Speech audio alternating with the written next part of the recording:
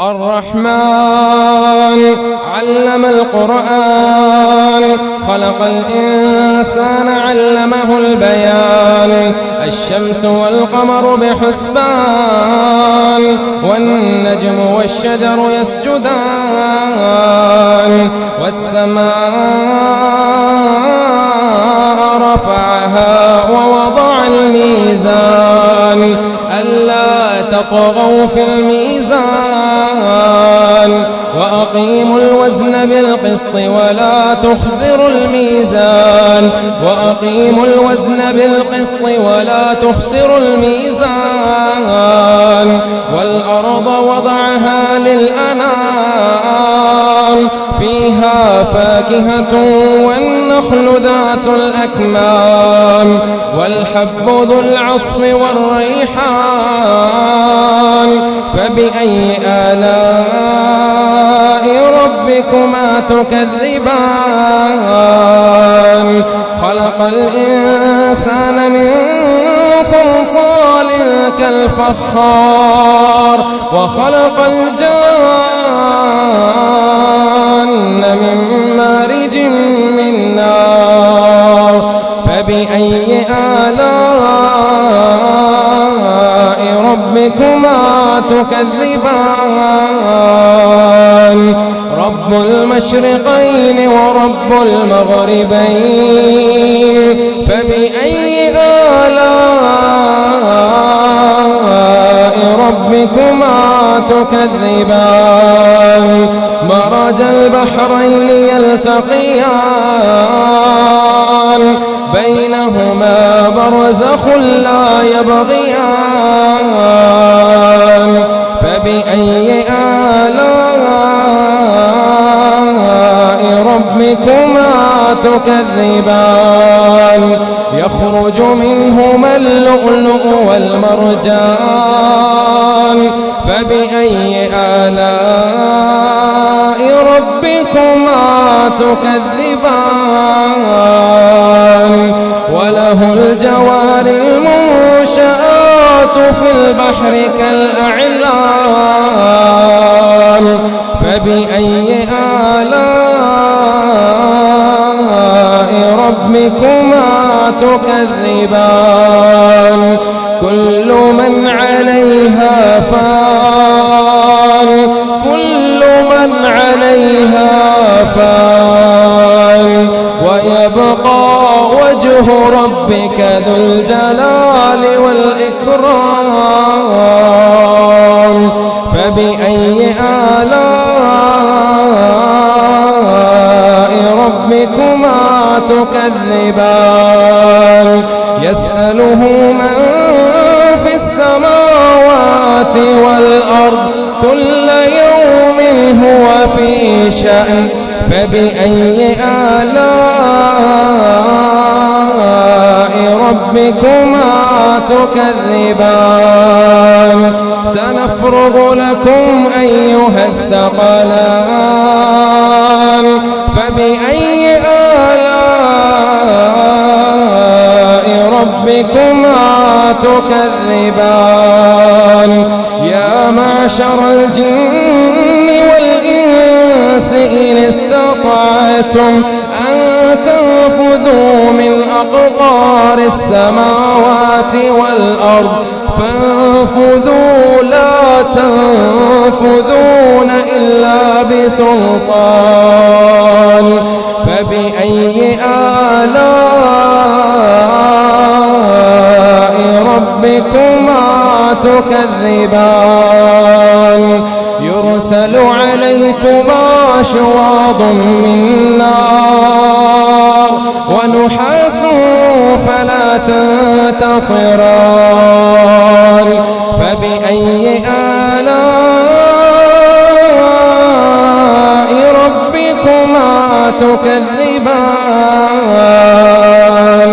فإذا انشقت السماء فكانت وردة كالدهان فبأي آلاء ربكما تكذبان فيوم يومئذ لا يسأل عن ذنبه إنس ولا جان فبأي آلاء ربكما تكذبان يعرف المجرمون بسيماهم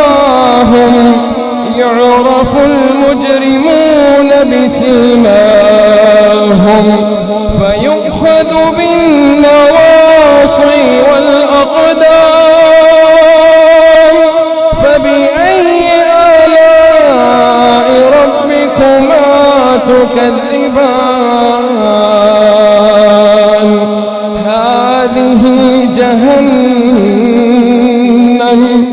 هذه جهنم التي يكذب بها المجرمون يطوفون بينها وبين حميم آن فبأي آلاء ربكما تكذبان ولمن خاف مقام ربه جنتان فبأي آلاء ربكما تكذبان ذواتا أفنان فبأي آلاء ربكما تكذبان فيهما عينان تجريان فبأي آلاء ربكما تكذبان فيهما من كل فاكهة زوجان فبأي آلاء ربكما تكذبان متكئين على فرش بطائنها من استبرق وجنى الجنتين دان فبأي آلاء ربكما تكذبان فيهن قاصرات الطرف لم يطمثهن إنس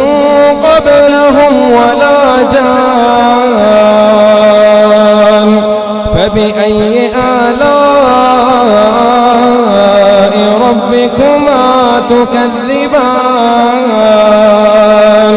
كأنهن الياقوت والمرجان فبأي آلاء ربكما تكذبان هل جزاء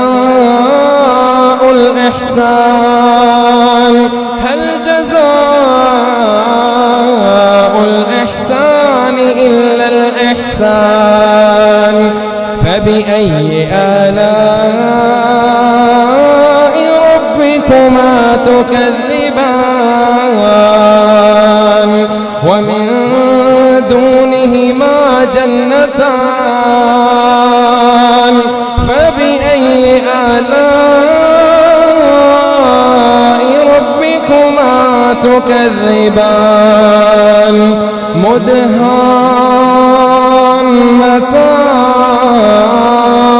مدهامتان فبأي آلاء ربكما تكذبان فيهما عينان نضاختان فبأي آلاء ربكما تكذبان فيهما فاكهة ونخل ورمان فبأي آلاء ربكما تكذبان فيهن خيرات والحسان فبأي آلاء